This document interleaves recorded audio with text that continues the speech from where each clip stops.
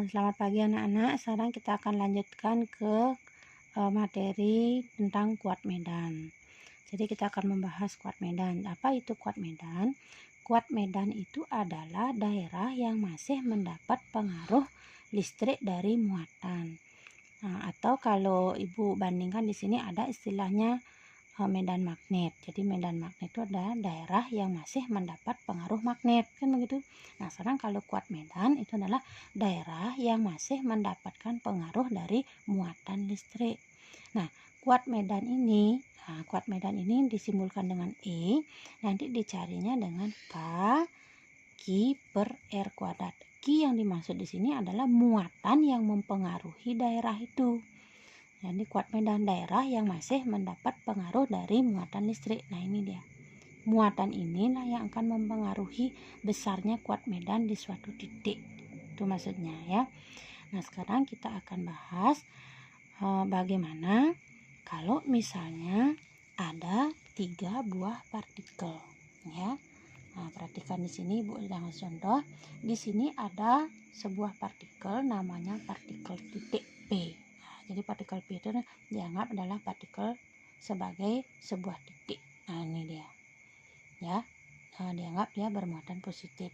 Kemudian di dekat titik P ini ada 2 muatan lain lagi. Ada muatan Q1, ada muatan Q2.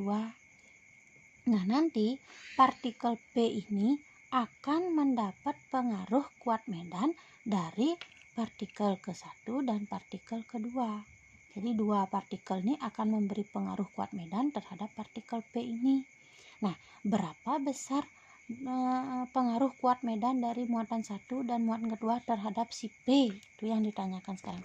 Berapa besarnya kuat medan yang dialami oleh titik P akibat pengaruh dari muatan 1, akibat pengaruh dari muatan kedua. Nah, diketahui rumusnya sudah E sama dengan K per R kuadrat. Jadi tetap kita akan cari dulu satu-satu. Pengaruh muatan atau besarnya kuat medan yang dialami oleh titik P akibat pengaruh dari muatan kedua. Nah, itu kita cari dulu. Nah, ini dia. Ya. Nah, jadi E2 Ibu maksudkan di sini adalah besarnya kuat medan yang dialami oleh titik P akibat adanya muatan Q2. Rumusnya E2 sama dengan K, berarti Q-nya Q2 per R-nya RPQ2. Maksudnya PQ2 maksudnya jarak antara partikel P terhadap muatan kedua kuadrat ya. Nah, kita masukkan sekarang muatan kedua. Berapa besarnya muatan kedua? Muatan kedua itu ternyata besarnya adalah muatan keduanya ini 2 ya. Ini muatan 1. Ini muatan keduanya adalah 2 kulom. Berarti kita masukkan Q2-nya adalah 2 kulom. Kemudian jaraknya ini P, ini partikel kedua atau muatan kedua. Berarti jaraknya ini 1 meter ya. Ini 1 meter ya, tinggal masukkan 1 kuadrat. 2 dibagi 1 kuadrat kan 1. 2 dibagi 1 2K. Tetap nih, simpan.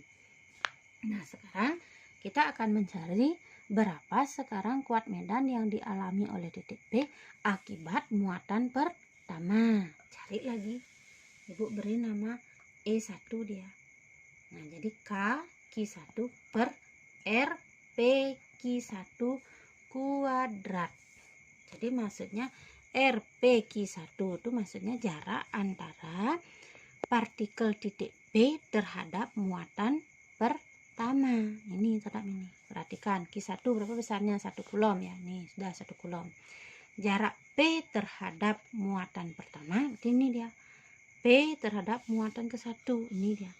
Dari sini ke sini 1, dari sini ke sini 1 lagi. Berarti total dari P ke muatan per-1 adalah 2. Nih dia. 1 tambah 1 berarti 2 jaraknya. Makanya di sini masuk 2 kuadrat. Berarti 1 2 kuadrat adalah 4, berarti 1/4 kali K berarti sama dengan 1/4 K, atau ini boleh diganti menjadi 0,25K. Boleh. Ini K itu konstanta ya. Simpan. Nah, sekarang berarti masing-masing kan sudah kita dapat ini. Jadi totalnya berapa sekarang total yang dialami? Nah, besar kuat medan total yang dialami oleh titik P ini. Nah, untuk mencari besar totalnya, tetap kita akan memperhatikan arahnya, arah kuat medan nih, karena kuat medan juga memiliki arah. Berarti kita akan kaji, ini ada partikel titik P yang muatannya positif. Di sini ada muatan Q2, dia juga positif. Berarti positif dengan positif, berarti di sini akan terjadi tolak menolak. Jadi yang kedua menolak si P juga akan menolak muatan kedua. Sini arahnya. Nah, itu dia. Nah, kemudian di sini ada partikel ketiga. Ini kan segaris ya. Ini ada Q3. Ini masih segaris dia di sini. Kita masih membahas segaris. Sama juga, dia muatannya positif di sini. Positif dengan positif tolak menolak. Berarti Q3 menolak si P. Nah, itu juga.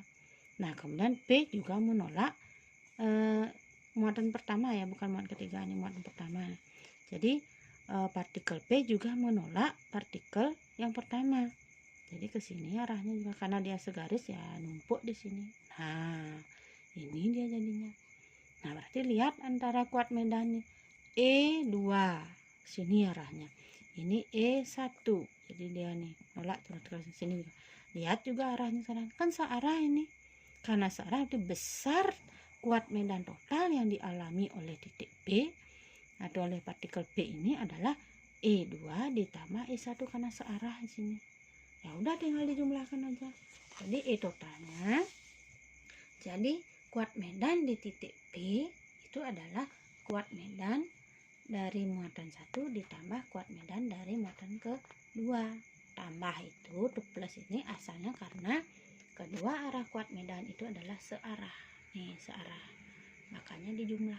Ya udah tinggal dijumlahkan 2K ditambah 0,25K. 2,25K. Kalau K-nya dibuka 9 kali 10 pangkat 9. Ya udah tinggal dikali. Hasilnya sekian. Berarti ini adalah kuat medan total yang dialami oleh partikel titik P sebesar 20,25 kali 10 pangkat 9 Newton per Coulomb. Nah, itu untuk yang ketiga muatan masih dalam posisi segaris. Masih segaris. Nah, Ibu akan lanjutkan. Kita akan menghitung sekarang kuat medan kalau partikelnya itu tidak segaris. Sama dengan yang tadi, ada 3 partikel yaitu Q1, Q2, dan sebuah partikel titik yang Ibu beri nama partikel titik P. Nah, posisinya ketiga partikel ini Ibu anggap membentuk segitiga sama sisi. Dengan panjang sisi Ibu anggap adalah 1 meter.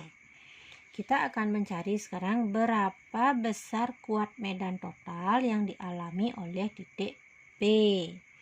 Berarti sama dengan yang tadi, kita akan cari dulu berapa besarnya kuat medan di titik P akibat dari muatan Q1 dengan menggunakan persamaan ini ya, sama dengan yang tadi.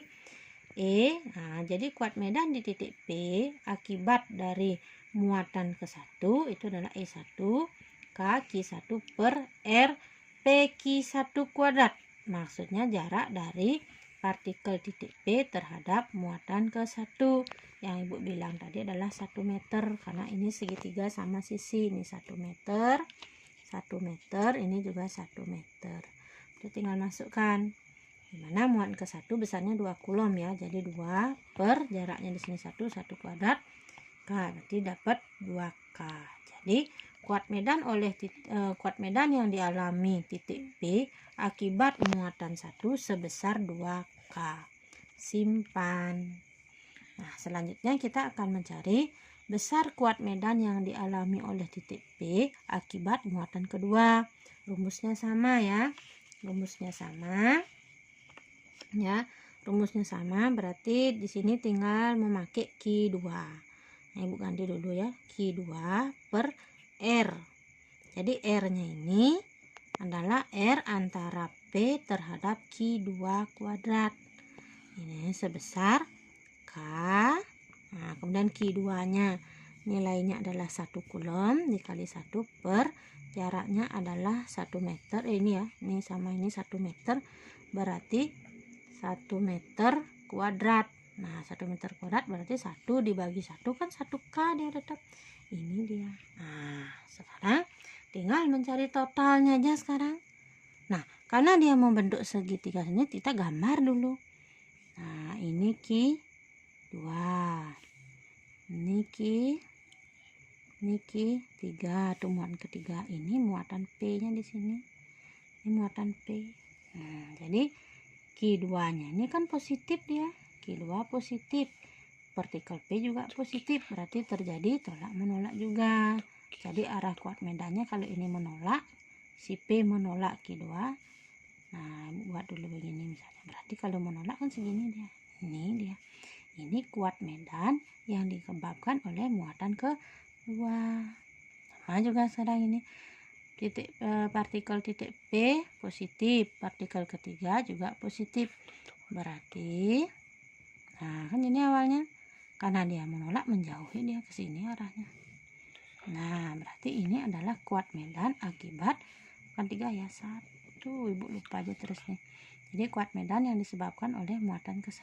Nah, ini dia. Lagi kembali seperti tadi, ini bentuknya adalah seperti vektor, yaitu kedua vektor, penjumlahan vektor jika kedua vektor itu membentuk sudut. Nah, ini dia. Berapa besar sudutnya? Sudut sini ini theta ini berapa besarnya ini? Ya udah, ini kan sudah Ibu bilang juga ini segitiga sama sisi. Berarti 60 sudutnya ini juga 60. Ini sama ini berseberangan, berarti sudutnya ini 60 derajat. Penjumlahannya menggunakan penjumlahan vektor yang membentuk sudut dengan rumus F sama dengan dengan rumus F sama dengan akar F1 kuadrat ditambah F2 kuadrat ditambah 2 kali F1 dikali F2 cos theta. Ini rumus vektornya. Nah, sekarang tinggal kita ganti. Yang kita jumlahkan sekarang kan adalah kuat medan. Caranya kita mengambil seperti penjumlahan vektor. Jadi namanya ini kuat medan. Tinggal kita ganti sekarang. Ada kita ganti seperti ini. Nih, kuat medan 1 kuadrat ditambah kuat medan oleh partikel 2 kuadrat ditambah 2 kali E1 kali 2 cos theta. Udah tinggal masuk. 1 2K kuadrat. Nih 1K kuadrat. Tambah 2 kali 2K dikali 1K cos 60. Ini dia. Udah 2K 4K kuadrat, 1K kuadrat, 2K kuadrat. 2 kali 2 kali 1 kan 2, K kali K kuadrat. 2 kali 2 kan 4 ya, 4 kali 1 4. 4 K kali K kuadrat. Cos 60 setengah. 4 tambah 1 5. Kemudian 4 kali setengah 2, berarti 5K kuadrat tambah 2K kuadrat 7K kuadrat akar berarti 2,65K. K nya dibuka jadi 2,65 dikali 9 kali 10 pangkat 9. Kalau dihasilkan itu dikalikan 23,85 kali 10 pangkat 9 Newton per Coulomb. Berarti besar kuat medan total yang dialami oleh titik P ini, jadi E totalnya sebesar 23,85 kali 10 pangkat 9 Newton per Coulomb. Nah, begitu caranya, Dada.